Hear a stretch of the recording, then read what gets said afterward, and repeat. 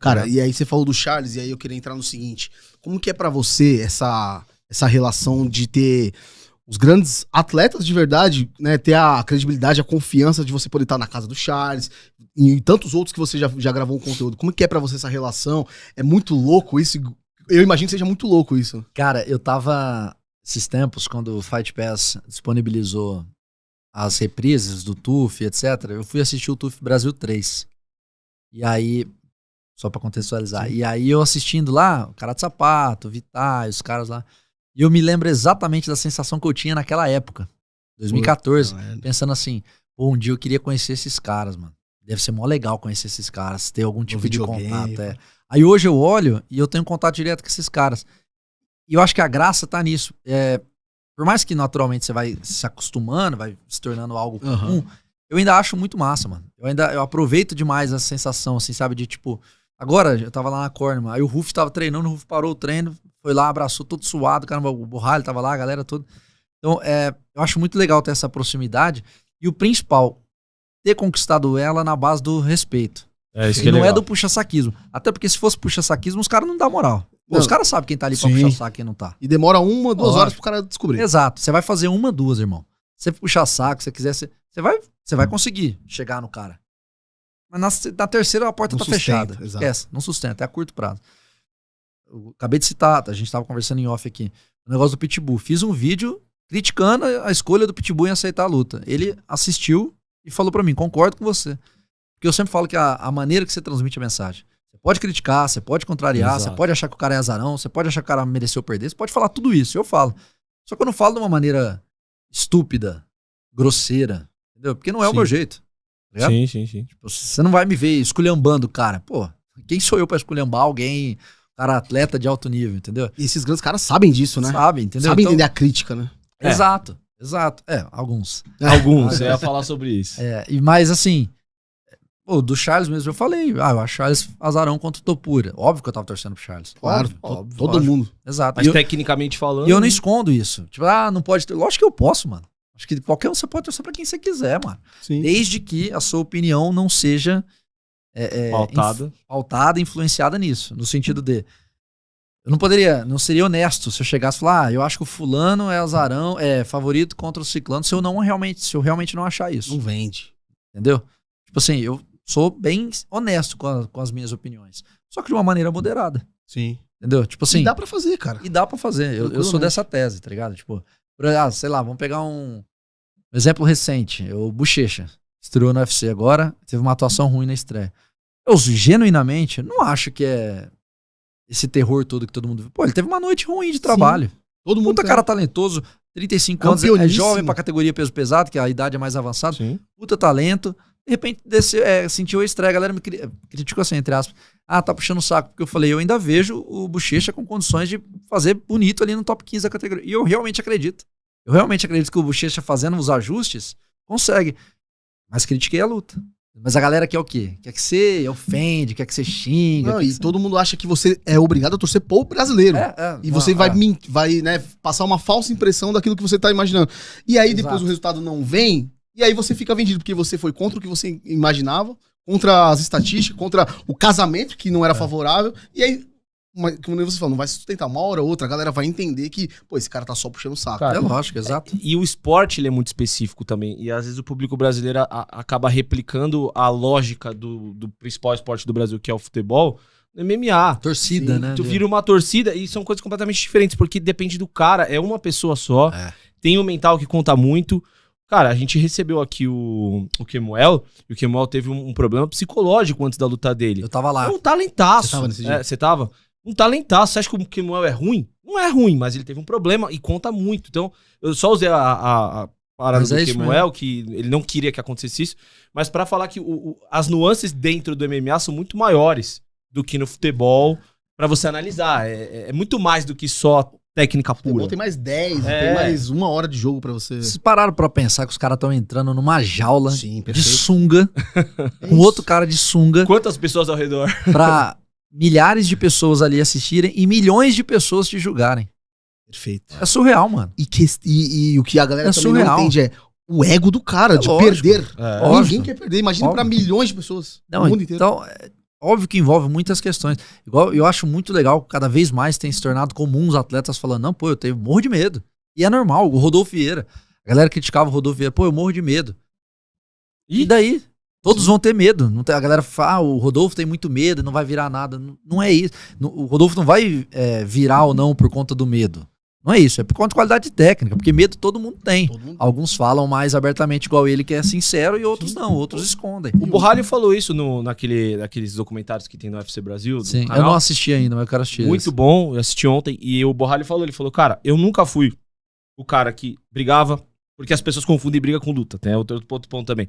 Eu sempre corri de problema, de confusão, de treta, e eu, no começo, levei isso um pouco pra dentro do UFC, mas isso faz parte da forja do guerreiro ali, cara. Exato. Eu lembro que o Patolino uma vez falou, lá no TUF 13, ele falou assim, cara, eu tinha medo de entrar. Quando eu entrei, tomei 2 socos na cara e vi que não doía, eu fui pra dentro dos caras. E é muito bom, vai muito pra aí. Esse do Rodolfo tem uma história, nem sei se eu poderia revelar, mas não tem nada demais. Ele ia lutar com o Petrosiano no UFC Barueri, em São Paulo. Ibirapuera, no ginásio do Ibirapuera, em São Paulo, em novembro de 23, quando o Malhadinho ganhou do Derrick Lewis. A luta caiu no vestiário, não sei se vocês lembram, o Petrosiano passou mal. Aí a gente tava no jantar depois do evento, de madrugada assim, e aí chegou ele e a Ju é a esposa dele. E aí a Ju falou assim, Laerte, o Rodolfo tava com medo da luta. Mas a luta não caiu pelo Rodolfo, caiu pelo gringo. Ela falou assim, ele tava muito tenso, não sei o quê.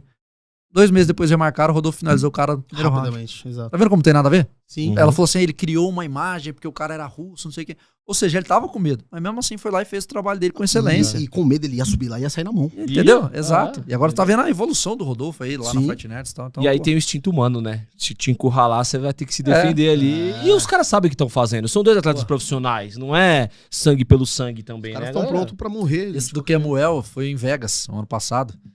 Por uma coincidência, eu tava lá, foi o evento da Esfera. Foi o maior evento. Nossa, muito legal. Aquele do LED? A Esfera é tudo isso mesmo? É a maior experiência sensorial que eu já tive na minha vida. Eu já ouvi muita gente Nunca vi nada parecido, cara. Que loucura. Juro, sim. De vez em quando eu até fecho o olho e fico lembrando, assim. Porque é algo... Eu nunca fui, viu? Eu nunca fui de ficar admirando, assim, ficar meio bobão. Eu fiquei completamente bobão. Cara, pra você ter uma ideia, tem uma história engraçada. A gente tava entrando na arena, assim, aí tava eu, o Alexandre, do ConnectCast, e a moça do UFC, da assessora, chamando a gente. E eu tava tão bobão assim, ó. Olhando. Sabe quem tava parado do meu lado e eu não vi? John Jones. Mentira. Cara. Juro por Deus. Caraca, que loucura. Juro por Deus. E eu não vi. Eu não vi ele. A gente se cruzou no corredor assim, ó. Eu não reparei que o John Jones estava do meu lado. De tão abismado que eu tava. Ele tava entrando pra ir pra alguma sala lá, alguma coisa. E eu tava indo pra arena. Eu tava abismado assim, ó. O John Jones passou e eu nem... Aí o Alexandre falou, mano, você não viu? Eu falei, não vi. Aí eu fiquei puto comigo. Falei, como eu não vi? Não tirei uma foto. Daquele tamanho. Aí eu fui encontrar ele depois, na balada, depois do evento. Encontrei ele numa balada lá. Aí eu tirei a foto com ele. Mas é tão fantástico, assim, é um negócio que te prende. Cara, só pela TV. Não, é surreal, cara. E assim, o UFC já divulgou que não lucrou praticamente nada. Teve prejuízo nesse evento, né? Eu acho que nem faz mais. O Dano já falou que não faria, nunca mais vai fazer. Aí acho que o Scott Coker, não sei, algum outro evento tava se vangloriando de fazer lá, e o Dana White mandou, pô, cara, tá se vangloriando de perder dinheiro. Não, mas é maravilhoso. E não, eu queria aproveitar só esse gancho que a gente tá nessa parte ainda da questão da crítica. Recentemente não, já faz um tempinho, mas tem o Vini Diretaço, que inclusive já veio aqui no podcast também, e ele teve um problema com o Poatan, porque ele fez uma crítica ao Poatan e o Poatan não assimilou muito bem, né? E aí eu te pergunto, como que fazer isso? Você falou, pô, a galera consegue aceitar e tal, mas tem atleta que não sabe, não consegue, e o Poatan vinha numa crescente tão grande, e era o principal nome, e ainda é o principal nome do Brasil e do UFC, apesar de ter perdido, que às vezes o cara também entra numa loucura de tipo, pô, eu não posso ser criticado, eu sou acima de falhas. Você já sofreu alguma coisa parecida com isso? Eu nunca falei isso em lugar nenhum, eu vou falar agora aqui. O Poatan não me dá mais entrevistas. Sério? E eu sempre tive uma relação... O Poatan, cara, sempre me tratou muito bem.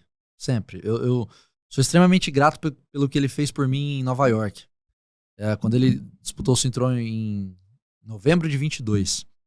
Contra o Adesanya pela primeira vez. Eu lembro que eu cheguei, desci no aeroporto, peguei um Uber, fui direto pro quarto do Poatan. Deixei minhas malas lá, ficamos uma semana, aí depois eu fui pra um outro hotel, mas no dia, ficamos lá, ele foi experimentar o terno da conferência, eu fui com ele nas ruas de Nova York. Assim, foi uma semana fantástica. O cara foi, sim, 100% solícito. Corte de peso eu fiz na época do Superluto vídeo até viralizou, bateu acho que 500, 600 mil, uma parada assim. Então assim, eu não tenho nada pra reclamar. Sempre me tratou com uma extrema educação, assim. Sempre foi muito solícito, sempre foi muito bacana. Gravei diversas vezes com ele. Mas teve um mal entendido recente, não sei se vocês se lembram agora no ano. Eu comentei num vídeo que eu tinha escutado uma pessoa falando que o UFC tinha cogitado fazer o Volkov e o Poatan se o Poatan subisse para os pesados. Mas no mesmo vídeo que eu falei isso, eu deixei bem claro. Isso foi só uma hipótese e não vai acontecer. Fui bem claro, falei, não vai acontecer. Eu não sei se foi por má fé ou não, alguém espalhou isso na mídia americana. Deturpou, né? Tirou, falou, jornalista brasileiro, o Charles Sonnen falou meu nome, o Ariel Helwani. Jornalista lá, Artiviano fala que o Poatan vai enfrentar Volkov. Eu nunca falei isso.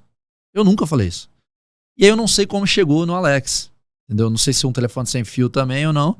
Aí eu fiquei sabendo que ele ficou chateado, assim, tipo, que ele achou que eu tava querendo usar o nome dele pra ganhar like. Mas, pô, só se eu for burro de querer quebrar minha credibilidade com uma notícia que não é verdadeira. Uma fake news. Uma fake news. Não é inteligente pra minha imagem. Sim. Isso aí é minha credibilidade que tá em jogo.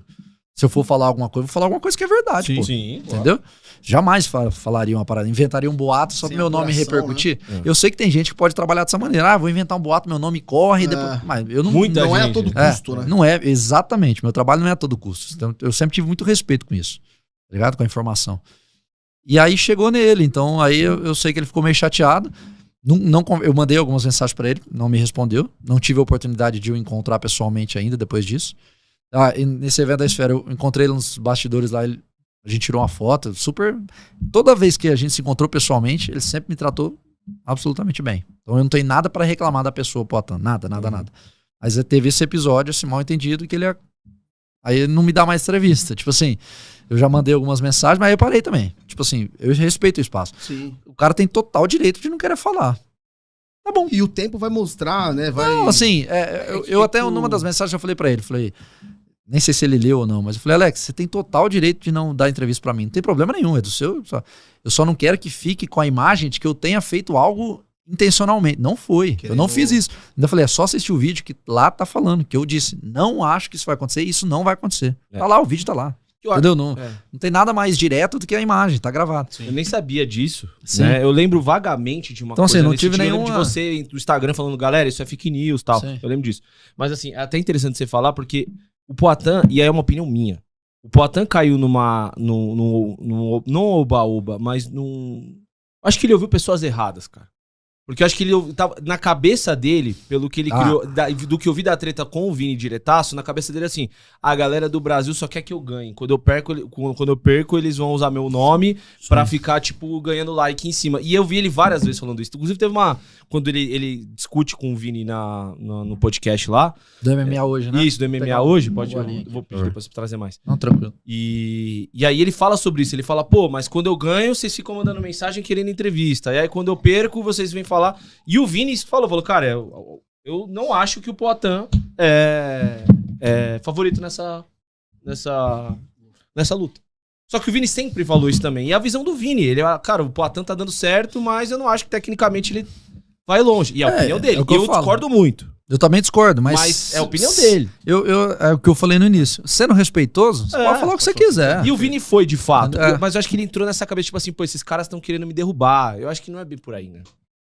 Não, eu só vi um trecho desse lance do Vini aí. Não tô por fora desse assunto. Mas é difícil, porque às vezes o lutador como um todo, né, tem essa questão, é difícil ser criticado, ninguém gosta de ser criticado. Sim. Entendeu? Só que tem que entender que às vezes não é, tem muita gente maldosa no meio. Óbvio, torcedor, jornalista, enfim. Mas tem que entender que não é todo mundo, né? Entendeu? Às vezes a pessoa tá só porque discorda do ponto de vista e faz parte. Sim. Entendeu?